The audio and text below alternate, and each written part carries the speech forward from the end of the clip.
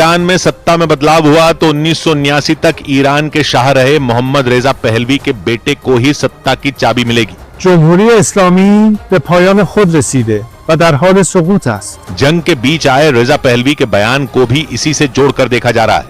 Iran में 1979 तक राजवंश का शासन चलता था, जिसके शाह यानी राजा मोहम्मद रेजा पहलवी थे। लेकिन इस्लामी क्रांति के बाद 1979 में ईरान एक इस्लामिक रिपब्लिक बन गया और वहां सुप्रीम लीडर के हाथ में सत्ता की बागडोर चली गई, जिसके बाद वहां सब कुछ इस्लाम और शरिया के हिसाब से चलने लगा। पिछले कुछ सालों में हिजाब के सख्त नियमों पर ईरान में हुए आंदोलन को भी इसी का नतीजा माना गया। इस्लाम और शरीयत के सख्त नियमों को भी वहां के लोगों में सरकार के खिलाफ गुस्से की वजह माना गया। माना जा रहा है कि अगर खामनेई के हाथ से सत्ता फिसली तो वहां फिर से सत्ता की बागडोर राजवंश के हाथों में जा सकती है।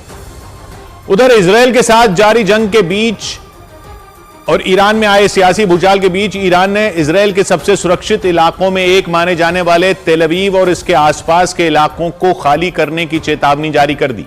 ईरानी सेना की सबसे ताकतवर ब्रांच IRGC ने यह धमकी दी। उसके मुताबिक तेल अवीव को जल्द से जल्द खाली कर दिया जाए क्योंकि वो मिसाइल हमला करेगा और इसकी वजह से वहां भयंकर कोहराम मच जाएगा। ईरान ने तेल अवीव और उसके आसपास के इलाकों को दहला देने की चेतावनी जारी की। उसकी सेना की सबसे ताकतवर ब्रांच IRGC के मुताबिक वो तेल अवीव पर और भी भीषण हमले करेगा। ईरान ने कुछ रोज पहले ही अपनी घातक मिसाइलों से तेल अवीव में मौजूद इजराइल की खुफिया एजेंसी मोसाद के मुख्यालय को बुरी तरह दहला दिया था। इसके बाद ही उसने तेल अवीव को खाली करने की धमकी दी, यानी उसका इरादा वहां बहुत बड़ा हमला करने का है। ईरान ने जिस तेल अवीव को लेकर चेतावनी दी उसे न सिर्फ इजराइल की आर्थिक राजधानी माना जाता है, बल्कि वो इजराइल के सबसे महफूज इलाकों में भी एक है। खास बात यह कि ईरान से पहले इजराइल ने भी इसी तरह की धमकी दी थी। उसने ईरान की राजधानी तेहरान को खाली करने की चेतावनी देते हुए वहां कई मिसाइलें दाग दी थी।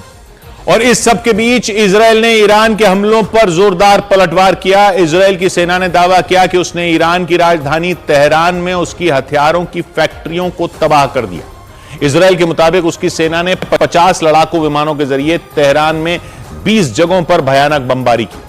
इजराइल की सेना के मुताबिक उसके निशाने पर ईरान के मिसाइल बेस और परमाणु कार्यक्रम से जुड़े ठिकाने रहे।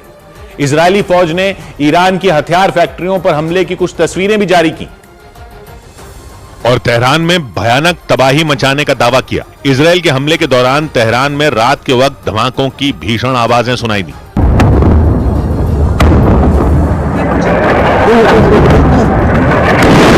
धमाकों के बीच तेहरान के पश्चिमी इलाके में नारंगी रंग की तेज रोशनी दिखाई दी।